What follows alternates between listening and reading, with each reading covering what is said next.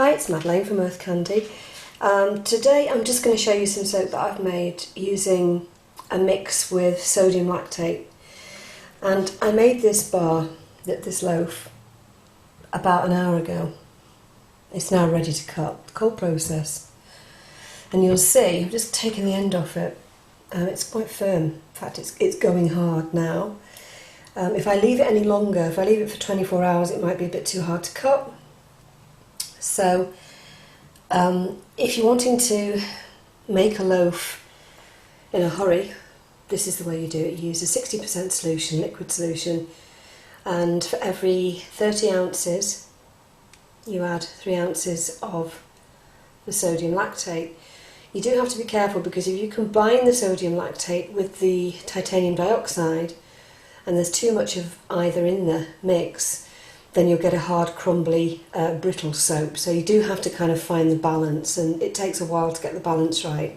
I think I've got it about right now. So for a 35 ounce batter mix, I use 3 ounces of sodium lactate and about a teaspoonful of titanium dioxide. I'm going to cut it in a minute and I'll show you that in a sec. New toy.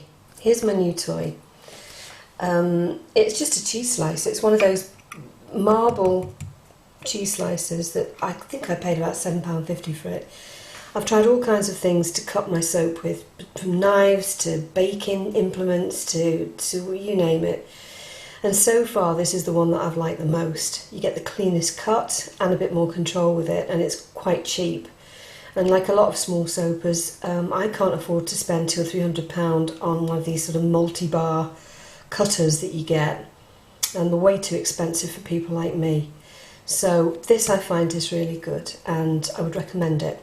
And I think I picked this up in TK Maxx at £7.50, but I'm not quite sure how much you'd pay for that, perhaps on the internet or eBay or somewhere like that. And it literally just has a, it's got your little wire, your cutter, and you bring it down and cut the soap. So I'll show you how to do that in a sec. Well, hopefully that's in position, that camera, and you'll be able to see what I'm doing here. One of the tips with this thing that I learned early on is every time you cut your bar of soap, you measure, you could, I suppose you could put you could measure it by an inch and put a felt pen mark on there. I don't bother, I just do it by eye. It is a bit slippery and it does tend to slide around. It'd be great if you had like a spike somewhere or something that was a bit rough that you could put on there to stop it from sliding around. Maybe you could put a bit of something on there, I don't know. And then all you do is you bring it into line and cut it down, and you've just got the perfect piece of soap, perfect cut. You can see it there, I hope you can see that. It's pretty much level. Usually when I cut with a knife, nearly always, it's cockeyed, but with this it's pretty uniform all the way down. Now the tip with this is, you have to make sure that you pull your soap, when that wire's come flat like that, pull your soap back from it before you lift it up. Because if you leave your soap in place and then lift it up, I was catching it and slicing pieces out of the loaf. So do make sure that you push your soap back, lift it up, put it into position again, get it level, and then straight down. There you go. Fantastic, I love it. Really do. Pull it back, lift it up, and so you go. Yes, it would be fantastic if there was a multiple one that you could pull down, but there isn't an affordable one, I don't think. Until somebody comes up with something that costs about 50 or 60 quid, I'm going to stick with this, because I just can't justify paying that much money. And this particular soap is made completely with essential oils. I've used bergamot, lemongrass, lime, grapefruit, ylang ylang.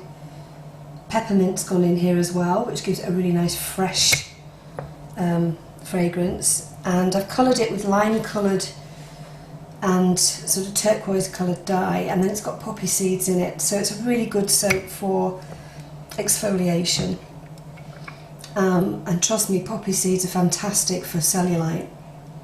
Getting your cellulite sorted out, and just generally scrubbing your skin up and making it feel really good. Left with a bit of an end piece here, so I'm going to just cut the end piece off that and keep it for myself, which is what I normally do, or I keep it for samples if anybody wants to try a particular fragrance, I can send that out as a sample. So there you go, just a little cheese cutter. And just a quick word about, there you go, you can see that. I don't know what the light's like, 'cause it's getting dark outside, but you can just see what's going on with it there. Just a quick word about my favourite mould at the moment, which is a simple, again, going back to basics, a simple Tupperware container. I've tried all kinds of moulds, you name it, I've tried it. This gives me what I think is the best shape for my personal preference as a soap. I'm not too keen on soaps that are too tall and thin. I tend to like a soap to be a bit chunky and kind of fit in the palm of my hand. So to that end, I've got this Tupperware container, and it's just the right shape and width and height. You do have to line it with a bit of paper. You can see that I've just pulled that off the soap. It's a bit of freezer paper, or I think this is oil paper, like a sort of parchment. And you do have to line it because it will stick to this. But lining it is 2 minutes. It doesn't take 2 minutes to line it. You don't have to be meticulous with it. You can see from what I've got here, you know, it's pretty much hardly a mark on the edges of it. And this takes, I use a 35 ounce mix, but it could take probably a 40 or 45, even a 50 ounce mix. But this height that you see here, I think it's around about 4 or 5 inches by 3, and then they're an inch thick, or an inch and a half, some of them. That's with a 35 ounce mix. This is a shea butter soap. It will be going on the website. It smells divine. So there you go, that's my new exfoliating essential oil cellulite soap. Just a quickie, this is the new sandalwood soap that I've made.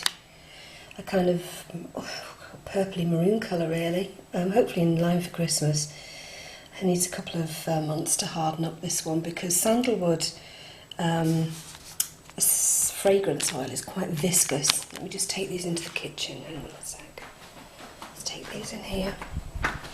The light's a bit better in here.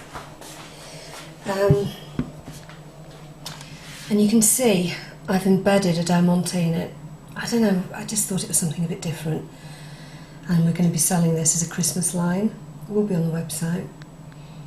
And again, it's got shea butter in it. It smells really strongly of sandalwood. It is a beautiful musky soap.